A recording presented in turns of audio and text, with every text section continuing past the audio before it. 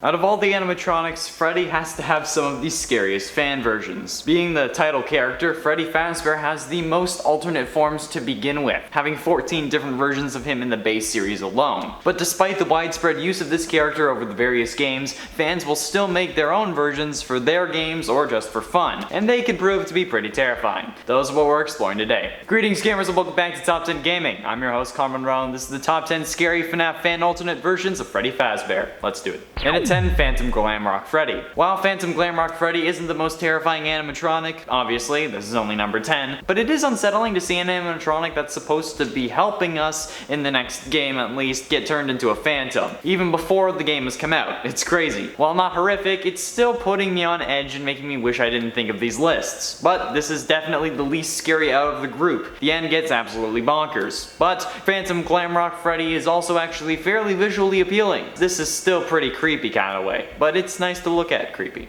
And at 9, Nightmare Funtime Freddy. Here we go, already coming in with the heavy hitters. Nightmare animatronics are usually scary, with their teeth sharper than needles and a silhouette that would make you cower in fear. The Nightmare animatronics were supposed to be scary, especially since they had to compensate for Springtrap. But Nightmare Funtime Freddy is messed up. The character wasn't that scary originally, unless it was moving its face in an ungodly way. But add the purpose of the animatronic on top of that and you can get pretty shaken. But now add the Nightmare theme and you are really in for some sweet, sweet night terrors.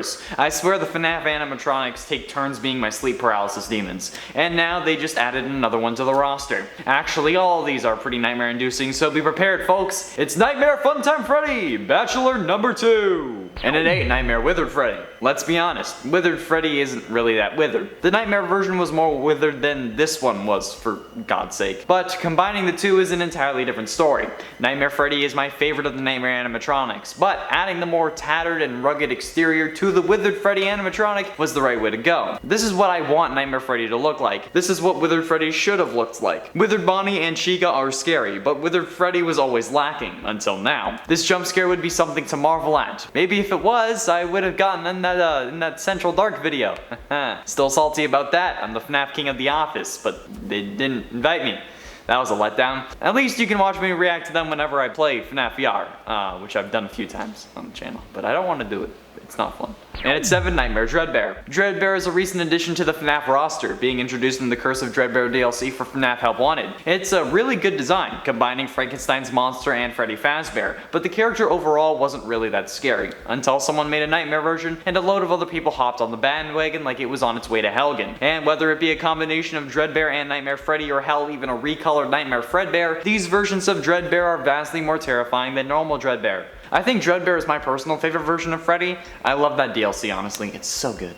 And at 6, FNAF Plus Freddy. FNAF Plus is a fan recreation of the first FNAF game and is a part of the Fazbear Fanverse initiative, where Scott has funded a load of fan games that will all take place on another Earth in the FNAF canon, but their version of Freddy's won't be the one we know, but this new and darker version. The FNAF Plus model for Freddy, though, really sets the tone for the whole game. With a wider face and overall just wider features, FNAF Plus is certainly going to haunt my dreams at night. If you haven't watched the various tapes and trailers for this version of FNAF, I highly suggest you do so because they're pretty damn creepy. Plus, Chica and Bonnie look just as terrifying. This is going to be so dark and I love it. FNAF Plus Freddy's feet are also absolute chonkers and will make anyone who has a wiki feet in their search history unsettled, that's for sure. Halfway through in at number 5, Monster Toy Freddy. Monster Toy Freddy I guess seems to be a fan character from a fan game, since it's a retextured version of the Monster Rat from Five Nights at Candy's, ironically another fan game set to have a new sequel in the Fazbear Fanverse initiative. However, Monster Toy Freddy doesn't actually exist in those games as far as I know. And while this is meant to be Toy Freddy, the character and versions I found online were basically just reskins of the Monster Rat, and not adding additional features or anything aside from a microphone, top hat, and bow tie to make them Freddy. But I'm actually scared of the Monster Rat, so it works for me. Plus, there's a Monster Golden Freddy version that also pops up when you search for Monster Toy Freddy,